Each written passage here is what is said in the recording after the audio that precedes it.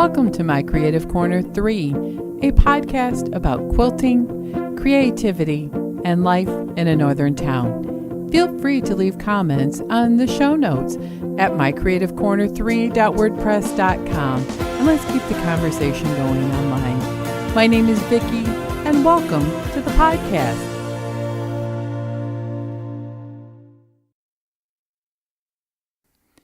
Welcome. This week I wanted to talk a little bit about quilting and creativity. A little bit around the house. We've been on staycation. We are in the middle of a week-long staycation. We took this time off, partially because of Highland Games. Usually there was one on the weekend before and after the vacation, but this year we just are doing the local Highland Games this upcoming weekend. So it'll be a lot of fun seeing people in my hometown, have dinner, chitty chat, catch up, see who's having a great summer and who's doing well in their season as well as personal lives. You know, it's kind of funny. We just see a lot of Highland Game people in the summer, but it's kind of like when your kids are in a sport and you get to know those people who attend and their families. So I'm looking forward to that. But what have we done? Well, last weekend was all about cars. On Saturday, I heard it was an 80s themed racing down at Berlin Raceway. 80s theme, man, we're there. We listened to the band and listened to all kinds of 1980s themed music. They were really good. And I have to say, I like car racing in person. This is definitely higher level than what we have up north, and we really enjoyed it. It was a paved track. Michigan International Speedway had old stands that were there, so the grandstands were beautiful. My son knew somebody who was on the pit crew, so it was kind of nice. He actually knew one of the racers, so the guys went and met with them afterwards. But my favorite from that night were the little sprint cars. It's a lot of power, and those cars went fast, very, very fast. And then on Sunday, we have a really big car show in Flint, Michigan called Back to the Bricks, because downtown Flint has an antique streets made from brick, and their car show is there annually. To promote the show, they had cars that are drivable make a trip from Flint to my hometown to several places up to the Mackinac Bridge and back in promoting their August car show. The beauty of this is it was free to attend, and since in our town it was on Saturday, which was the day of the car races, we drove to the next town over, about 45 miles, which is right on Lake Michigan. It was a beautiful day, perfect temperature, sun was shining. I got some great pictures of the cars, some of them even with the Lake Michigan in the background. Really, really cool. There were a lot of antique cars, vintage cars, even some modern collectibles, and of course, rat rods and all kinds of fun things. So we were dreaming about, if we had money when we retire, of buying a car. My husband one time was thinking about Harley Davidson. I said, hey, why don't we buy a Mustang or some other collectible car? Now, he fell in love with the Rancheros and El Caminos, which are those car/pickups from the 60s and 70s. He was always like those. And if we can't afford the Mustang that we want, then we'll go ahead and get the El Camino. And it may be something he can tinker with it. He's also been thinking of getting some blacksmithing stuff. So I don't know. He may have to pick one for another, because I don't know if we got enough room in a garage for both. The next thing is gardening. I'm pretty much done. I told you when June got here, I would clean up the yard, do gardening, and then by 4th of July, I'd be finished. Yep, that's where we're at. I've got all the fairy houses set up. Weeding is done. We threw mulch down in the front of the house for our Operation Curb Appeal after we tore out the overgrown garden. We've planted yuccas, and this week I also planted sedum. It goes yucca, sedum, yucca, sedum. We have some really great rocks that my dad collected over the years from local farms because he did landscaping and maintenance for a while there. So that's going to have to grow and fill in. A lot of chainsaw action today with taming the jungle, I call it, the woods. Even though we live in town, it's got a woodland type of feel. So on my vacation, though, I haven't got as much quilting done as I want, but I did finish my little cherry wood quilt that's a mini. 3.5-inch squares with 3.5-inch paper piece stars. And if you sign up for my newsletter, you can get that star pattern as a thank you for free. I did get it all quilted, and I'm down to 2 quilts that I'm going to finish. 2 quilt tops I'm not going to. They're going maybe to somebody who can use them for charity. I just don't love them. And there's just a long story on, why one was my mom's and she didn't like it and gave it to me to practice on. And I just not going to have the time to do that. And the other one was one that was kind of a group project, and it's just not my style. That's really what the bottom line is. What else? So I've got a couple of quilt tops for charity that I do love that we'll be working on also. So I feel like I'm catching up and things are going well. I've also spent a lot of time creating this week using the Cricut Air Express 2. I'm test driving one from a friend to see if I like it. I do. I've made a lot of vinyl stickers, and if you stay tuned, I'll really have a lot of them probably next week. I've been photographing them. I even did one that's called Quilt On and Be Creative, a sticker that says one stitch, one block, one row at a time. Had a lot of fun making them. I even played around and made a little plaque with a house number and a mushroom, and just really enjoy their work. So, hey, the Cricut thing is really cool, and it would be worth it if you had a little extra cash to spend on crafts. It's a kind of one of those things. It's a little bit of investment in the product or the machine, but the rest of it seems to be pretty affordable. I have done a little piecing. Pat Sloan has a new free block that's part of her Won't You Be My Neighbor series, but I'm not doing the whole block of the month on that. I really like this current one, which is houses. They're kind of offset, and you could fussy cut a really cute piece of fabric for the center square with the flying goose, I guess you call it, rooftop, flying geese rooftop, and it's just adorable. And it's a larger sized block, and I think I'm going to make as many as my shibori fabric will make, and I have about 2 of the little house components done. One block has 6 little homes in it, so it's really, really cute.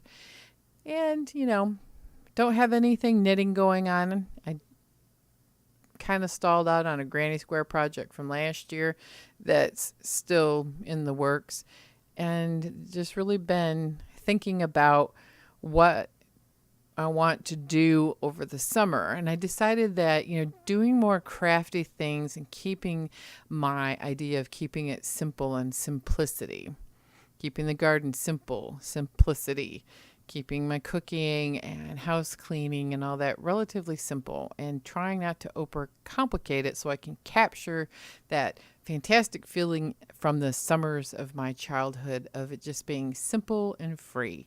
Now remember, I'm also using a word called present. Being present is my other word for the whole year, and I've been focusing on that quite well, and I feel like I'm able to do that. So this week I've been thinking a lot about what is your superpower. I've kind of seen that going around the internet quite a bit. And I thought, well, what is my superpower? Everybody's supposed to be able to have one. And I think mine isn't just quilting. It's being creative and doing all kinds of things. But especially, I spend a lot of time in my current life quilting and long arming. And I guess that's part of my superpower. I remember the first project I created on my own. I worked really hard on it. I was so proud of my effort. I was probably 9 or 10 years old. It was the mid 1970s. So you have to remember, this was before the dawn of the internet or even cable television in my little universe. We played outside. We watched terrible TV shows like The Brady Bunch, and we spent our entire summers trying to not be bored. I think it's ironic. I spent a lot of time playing school with my brother and sister. Of course, I was the teacher. Worse yet, the biggest thing I tried to do was not be grounded, because that usually meant I was bored and getting into mischief. Prior to this age, my mom especially encouraged coloring and doing puzzles and making things out of kits. Things like those little hand looms where you wove pot holders from loops. The project I'm talking about that I was so proud of is different. It was something that I had to follow a pattern. It was labor intensive. It was mid-70s, so I was probably 9-ish, maybe 10. This thing was made out of construction paper. It was an angel band that was made for Christmas decorations. I made it during the summer because I was trying really hard to find things to keep myself out of trouble. And I had an abundance of energy that had to be channeled into something positive. You've heard me talk before that I am the ADHD poster child. And now poster child adult. I guess you could say poster adult. I found a book on making decorations on one of the million trips that we took to the library. And I found the section in our really old library building that had a lot of really old and moldy and dusty books. In the new section, they would get a lot of kids and youth books. But I found where they had craft books. A new day had dawned. I found something that I loved to do, and it was making things. I checked this book out over and over and over again. I hand traced the pattern templates out. I spent hours making this little angel band, and each angel was made out of paper, pipe cleaners, hand drawing on the faces, and they had instruments. There was a little trumpet and cymbals. One had a harp and a guitar. It made me very happy with the hours I spent doing this when I was finished. And it made other people happy too. I remember that we set it out every year, and the band lasted for quite a while, but it was made out of paper. It also had toothpicks for decoration on the outside of the angels. Robes and pipe cleaners were their hands, and the lifespan of this was short. This all started with taking a child on a trip to the library for a summer reading program. I was encouraged by my mom and dad, but mostly during this time my mother, to stretch my creative muscles. I call this one of those life lessons or truths that we need to remember. So after making this angel band, I made a plethora of things, and my sister and I were playing around with sewing and making doll clothes from patterns. We had a sewing machine we picked up at a yard sale. I actually wanted to learn how to make my own clothes, and I did take 4-H after school to learn how to sew and do macrame. Sewing, though, I didn't like it as much as I thought I would enjoy making clothes. Sewing could be very frustrating for me. However, it was a skill that I had in my creative toolbox. It was a rough skill from childhood, but it was there. Rough skill. Remember this little truth. I spent many years studying how to play the violin in classical music, starting around this age also. And that was the time, where it was really, really exploring creativity as a little kid. And then when the time came for school, 6th grade, for band to start, I started out on flute, but, being a little asthmatic and a lot of allergy problems, I really had a hard time. And I saw an unused string bass in the band room. We didn't have a tuba, and I thought we sounded horrible because there was no bass. Side note, my father is a music nut, and he had great stereo systems, a hi-fi stereo. And we made sure we had all kinds of music. He made sure we listened to classical guitar, jazz, even country music. So my dad really encouraged creativity too.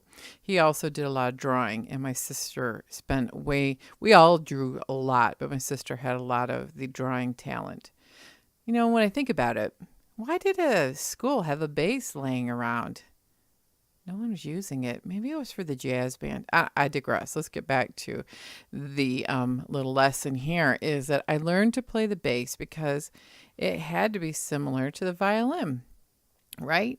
Yeah, I started violin lessons and thought it's just a big violin. And I asked the band director, he said, sure, you can learn how to play the bass, but I had to learn it on my own because the band director didn't know how to play it. So I found books, and they told me what I needed to know. Remember? Still the 1970s, and YouTube hadn't been invented yet. I didn't know any better. No one told me that I couldn't do this. No one said it couldn't be done. In fact, all those around me encouraged me in this idea. When I think back on it now, it was an crazy, impulsive, childlike idea. But no one told me it couldn't be done. And I didn't think so either. Remember that little truth too, because these lessons have carried me far in life.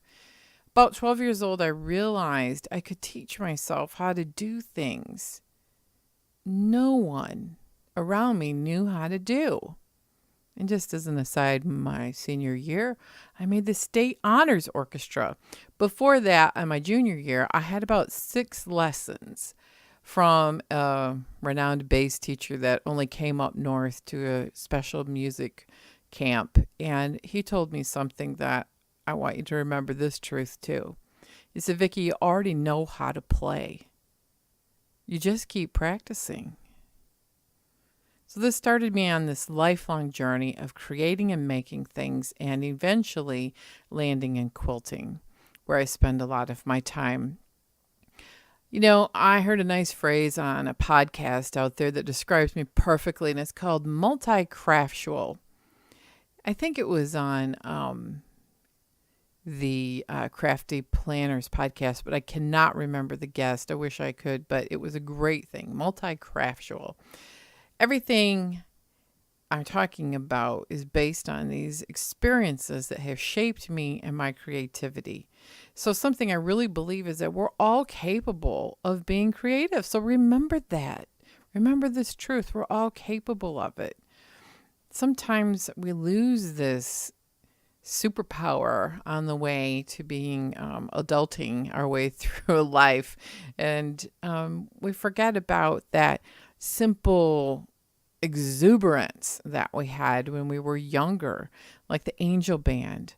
I really believe we're all capable. It's just something in our human DNA. Creativity is this experience. People have been creating and showing art and sharing and singing songs and drawing and painting and dancing and plays since humans have been around. I truly believe that. Creativity is something that we need to exercise and nurture it, just like any skill. And sometimes, it can take years, like the violin. It can take years, and I still get frustrated. An example today, I haven't played it in a while. Started to remember when I was a kid, and for about 30 years of my life, I really spent most of my creative time practicing violin and bass. So I got it out today because I was thinking about this podcast for, about a week. I've been practicing it, and not everything is all success. That's why we have to practice. And in fact, the bridge shot out, the strings collapsed. I got frustrated. However, my knight in shining armor came through. My husband, he fixed the bridge and set the strings, and I tuned it up, and it's good to go again. So just know that you can use creativity to help you cope with life, express things in ways that without words or emotion. In many art forms, we can even communicate all kinds of ideas to other people.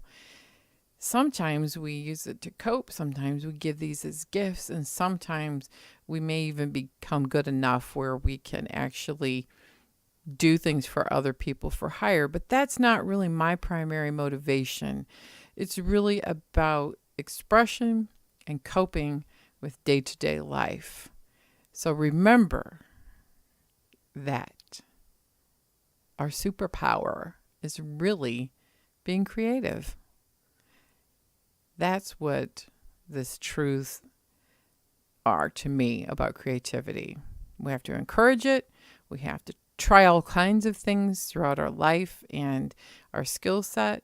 We have to do something that seems really impossible, but we also have to keep on practicing. So I want to thank everyone for listening today. And I want to welcome any new listeners and say, I hope you had a time of being inspired to go and create something. And to, if you're a quilter and a creative, take time every day. I encourage people to leave me a review on iTunes or Stitcher. Please share. We would love to have this community grow and continue the conversation online. Show notes are on my website at My Creative Corner 3. And please leave ideas on how you practice every day and how you weave creativity in. And I am looking forward to spending the rest of my staycation doing a little bit more traveling, being inspired by beautiful places close to home, meeting new friends, trying new things. And I'm going to get going on that Shibori little Won't You Be My Neighbor block. It's so adorable. I'll link all that in the show notes. If you would like to sign up for my newsletter, you can see a link at the top of my blog. And as always, quilt on, everyone.